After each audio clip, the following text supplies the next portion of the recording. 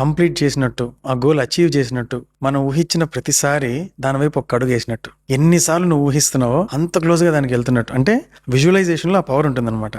ఒకసారి ఏమైందంటే Disney land opening ఆ రోజు 1961 ఫ్లోరిడాలో ఓపెన్ చేస్తున్నారు. కానీ అన్ఫార్చునేట్లీ 1955 లోనే వాల్ట్ డిస్నీ చనిపోయాడు. ఇప్పుడు డిస్నీ ల్యాండ్ ముఖ్యమైన కారణం ఫౌండర్ ఆయనే కదా. అంత ఓపెనింగ్ అంతా జరిగింది. ఆ రోజు ప్రెస్ మీట్.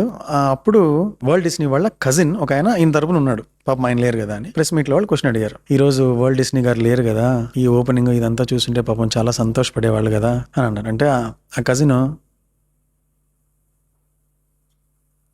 ఆయన చూశారు కాబట్టి మనందరం చూస్తున్నాం. అంటే దానికి అర్థం ఏంటంటే ఆయన విజువలైజేషన్ లో డిస్నీ ల్యాండ్ ఇలా ఉండాలి, ఒక డ్రీమ్ ప్రాజెక్ట్ లాగా బతికి దాన్ని విజువలైజ్ చేసి ఆయన ఎప్పుడో చూస్తాడు దాన్ని ఫార్మాలిటీ ఓపెన్ చేసి రిబ్బన్ కటింగ్ చేస్తే ఆ రోజు మనందరం చూస్తున్నాం. వరల్డ్ డిస్నీ అని ఆయన అలా చూశాడు కాబట్టి ఇవాళ మనందరం చూస్తున్నాం అని చెప్పాడు అతను. సో విజువలైజేషన్ లో మనం ఎంత క్లియర్ గా, ఎంత వివిడ్ గా, డిస్క్రీట్ గా ఊహించామనుకో, more the clarity, more the chances to reach your goal. So అంత క్లియర్ గా విజువలైజేషన్ ఉండాలి. ఫర్ సపోజ్ నీకు కార్ కావాలి. ఏం కారు?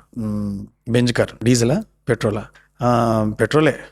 ఫ్రంట్ వీల్ డ్రైవా, బ్యాక్ వీల్ డ్రైవా? ఏమో తెలియదండి, తెలుసుకోండి. ఏ కలర్?